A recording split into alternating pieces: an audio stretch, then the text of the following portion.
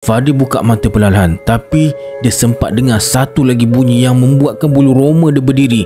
Tapak kaki melekit. Ada lagi. Dahlah dalam gelap gelita. Fadil terkedu. Dalam otak dia cuma fikir, ada 2 ekor ke benda ni? Bunyi tapak kaki tu makin dekat. Slap, slap, slap. Masa Fadil rasa macam dah nak kena koyak dua dengan 2 ekor makhluk hutan tu, tiba-tiba dia dengar bunyi garau. Dua-dua makhluk tu mula mengaum membalas-balas macam 2 ekor raja rimba tengah nak tunjuk siapa lagi berkuasa. Suara diorang bertembung, seram, bergaung dalam tandas tu. Tak lama lepas tu, boom!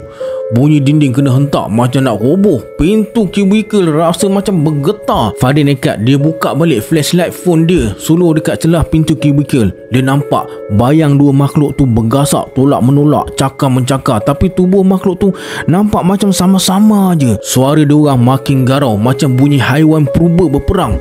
Seorang tolak seorang lagi sampai terhumban dalam tandas lelaki tu. Lepas tu dua-dua hilang dalam sekelip mata. Dan dalam masa yang sama, lampu tandas terpasang balik, terang benderang. Fadil masih terkaku. Walaupun badan dah menggigil, dia kuatkan diri untuk bangun, keluar dari kubikel. Bila tengok, tak ada apa-apa. Kesan berentak pun tak ada. Semua nampak normal. Tapi bau busuk gila macam bangkai. Kepala Fadil ligat berfikir, makhluk apa sebenarnya ni Fadil tak tunggu lama. Dia terus lari keluar tandas, terus masuk dalam kereta, hompas pintu kuat-kuat, start enjin sambil tangan tergetar-getar. Dia tekan minyak habis keluar daripada kawasan R&R tu. Sepanjang perjalanan tu, peluh Fadil menitik, nafas tercungap-cungap, dada berombak macam tak percaya apa yang dia nampak dalam tandas tu.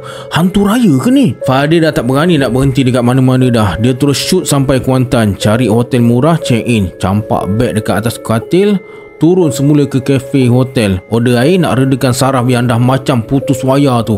Fadil nekat. Dia takkan singgah R&R Perasing lagi sampai bila-bila.